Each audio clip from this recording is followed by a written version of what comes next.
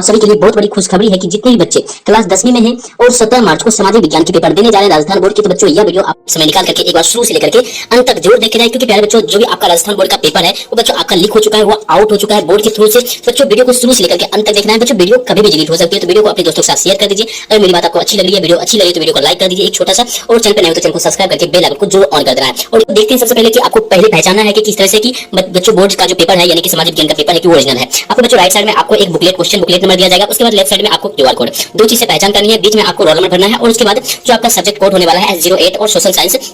उसके बाद जो बच्चों आपका माध्यमिक परीक्षा 2025 यहाँ पे लिखा होगा और सेकेंडरी एग्जामिनेशन 2025 सामाजिक विज्ञान का पेपर होगा। उसके बाद समय इसमें दिए जाते हैं बच्चों 3 घंटा 15 मिनट। पूर्णांक 80 के दिए जाएंगे बच्चों, 80 में से 80 नंबर आपको ठोक के आना है, कोई दिक्कत वाली बात नहीं है। बस बच्चों वीडियो को शुरू से लेकर के अंत तक देखना है। और क्वेश्चन का नंबर जो होगा 22 होगा, उसके बाद प्रिंटिंग पेज 14 और प्लस 1 का एक मैप अवश्य रहता है। इससे पहचान हो सकती है कि आपके पेपर रियल है। अब चलिए बच्चों देखते हैं फर्स्ट क्वेश्चन आपके पेपर में क्या होने वाले हैं। तो बच्चों फर्स्ट क्वेश्चन यहाँ पे कुछ रहेंगे कि निम्न प्रश्नों के उत्तर सही विकल्प का चयन कर उत्तर पुस्तिका में लिखना है।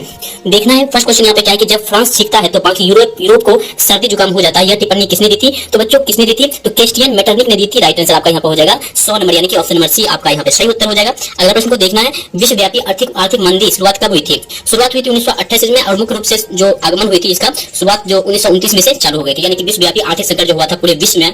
तो बच्चों राइट आंसर आपका हो जाएगा यहाँ पे बी हो जाएगा, 1900 आर्थिक संकटों के कारण की विवेचना करें, एक क्वेश्चन दिया जाता है। उसके बाद चलते हैं बच्चों तीसरा प्रश्न, भारत का लोक और इस्पात संयंत्र कहां स्थापित हुआ? तो जमशेदपुर में स्थापित हुआ है। राइट आंसर आपका यहाँ पे बी नंबर ऑप्शन 3 का सही उत्तर हो जाएगा। अगला प्रश्न को देखना है बच्चों बंगाल गजट पत्रिका का संपादन किसने किया था? तो बच्चों इसका राइट आंसर हो जाएगा जेम्स आल्स्टक हिक्की ने किया था। बी नंबर ऑप्शन 4 का यहाँ पे सही उत्तर हो जाएगा। एक भी प्रश्न छूटना नहीं चाहिए, सभी प्रश्न को आपको पढ़ के जाना है, एग्जाम में गर्दा छुड़ा देना है। 80 का 80 नंबर बच्चों आपको बोर्ड एग्जाम में लाने हैं तो लाने हैं, यही प्रश्न आपके एग्जाम में पूछे ही जाएंगे।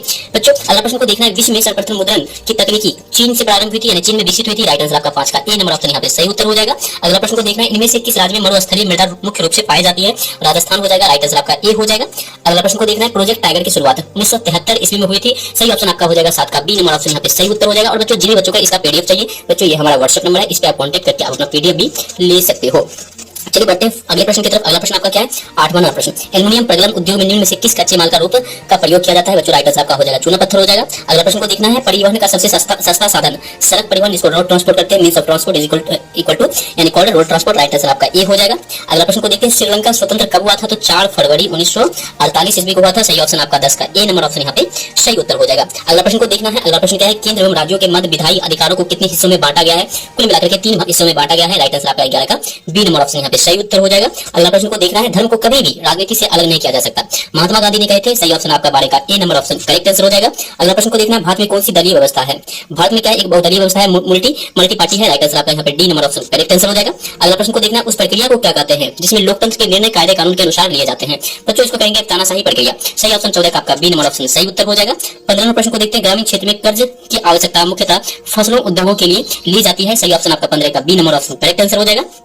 16वें प्रश्न को देखना है विभिन्न देशों के बीच तीव्र एकीकरण की प्रक्रिया क्या कहलाती है? तो वैश्वीकरण कहलाती है। सही ऑप्शन आपका हो जाएगा ग्लोबलाइजेशन हो जाएगा। डी नंबर ऑप्शन 14 16 का सही उत्तर हो जाएगा। 17वें प्रश्न को देखना है निम्न में से जो नवीकरणीय संसाधन है बच्चों आपका हो जाएगा कच्चा तेल, जो कि खत्म हो जाएगा। अगला प्रश्न को देखते हैं नवीकरणीय संसाधन पूछा जा रहा है, जल हो जाएगा, और नवीकरणीय आपका 3 हो जाएगा। अगला प्रश्न को देखते हैं 17 के बाद 18 नंबर कोपरा एक क्या है? उपभोक्ता सुरक्षा अधिनियम नियम है, कंज्यूमर प्रोटेक्शन एक्ट है। सही ऑप्शन आपका ए हो जाएगा।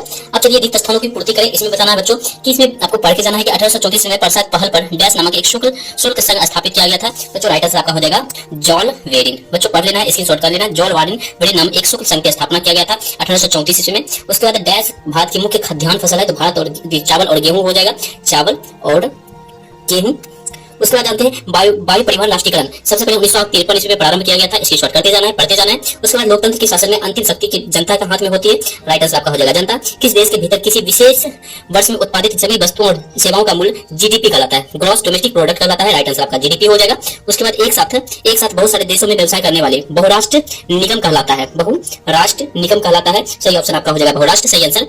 उसके बाद अति लघुरात्मक प्रश्न निम्न में से प्रश्नों के उत्तर एक अथवा एक से अधिक पंक्तियों में देना है। 19वीं शताब्दी में भारत से विदेशों में निर्यात की जाने वाली 2 वस्तुओं के नाम लिखना है। तो बच्चों आपका हो जाएगा एक सूती वस्त्र, इसकी शॉर्ट कर लेना सूती वस्त्र, एक हो जाएगा अफीम। ठीक है, सूती वस्त्र अफीम। उसके बाद चलते हैं दूसरा प्रश्न क्या है? जापान की सबसे पुरानी पुस्तक, जापान की सबसे पुरानी पुस्तक कोजी की हो जाएगी। क्या हो जाएगी? कोजी की हो जाएगी। आंसर याद कर लेना है। मुद्रण की सबसे तकनीकी शुरुआत चीन से विकसित हुई। राइट आंसर आपका चीन हो जाएगा। वनों से प्राप्त होने वाली 2 वस्तुएं के नाम लिखें। तो लकड़ी हो जाएगी एक, उसके बाद एक हो जाएगा शहद। ठीक है, लकड़ी और शहद। उसके बाद चलते हैं 5वां नंबर, किसी देश के आर्थिक विकास की रीढ़ को क्या कहते हैं? बच्चों इसका राइट आंसर आपका क्या हो जाएगा? तो विनिर्माण उद्योग कहते हैं, ठीक है, उद्योग। उसके बाद चलते हैं छठा नंबर प्रश्न, भारत का सबसे बड़ी गैस पाइपलाइन कौन है? तो हजीरा हजीरा बीजापुर, हजीरा बीजापुर जगदीशपुर नाम है भारत की सबसे बड़ी गैस पाइपलाइन की नाम कौन है? हजीरा बीजापुर जगदीशपुर है। उसके बाद चलते हैं बेल्जियम में वर्तमान कौन सी शासन प्रणाली है? तो बच्चों संघीय संवैधानिक शासन प्रणाली है। क्या है? संघीय संवैधानिक प्रणाली है। नारीवाद का अर्थ क्या होता है? नारीवाद का अर्थ होता है कि महिलाओं और पुरुषों के बीच क्या है? समानता का अधिकार। उसके बाद किन्हीं दो देशों के नाम बताएं जहां लोकतंत्र मजबूत और सफल है? तो बच्चों आपका हो जाएगा, एक आपका हो जाएगा स्वीडन हो जाएगा, स्वीडन, और दूसरा हो जाएगा नॉर्वे। क्या हो जाएगा? एक स्वीडन हो जाएगा, दूसरा हो जाएगा नॉर्वे। उसके बाद चलते हैं 11 नंबर प्रश्न, मुद्रण के कोई दो आधुनिक रूप बताइए। एक कागज का नोट, एक सिक्का। भारत की किसी एक बहुराष्ट्रीय कंपनी का नाम बताइए, कोको कोला या सैमसंग लिख सकते हो। उसके बाद उपभोक्ता जो भी वस्तु सेवा खरीदना चाहता है उसके संबंध में पूरी जानकारी देता है, तो ये कौन सा उपभोक्ता अधिकार है? तो बच्चों राइट आंसर आपका हो जाएगा एक मानवाधिकार है। उसके बाद चलते हैं, अगला प्रश्न क्या है? वियना संधि के प्रमुख उद्देश्य को लिखना है, बच्चों याद कर लेना है प्रश्न, इसको क्या करना है आपको स्क्रीनशॉट कर लेना है। विश्वव्यापी आर्थिक मंदी में भारत पर क्या प्रभाव पड़े? भूमि निम्नीकरण संरक्षण के 2 उपाय बताएं। कर्तन दहन प्रणाली की कृषि के बारे में आप क्या समझते हैं, क्या जानते हैं? उसके बाद 8वां प्रश्न है, लोकतंत्र में सत्ता की साझेदारी क्यों आवश्यक है? धर्मनिरपेक्ष राष्ट्र आप क्या समझते हैं?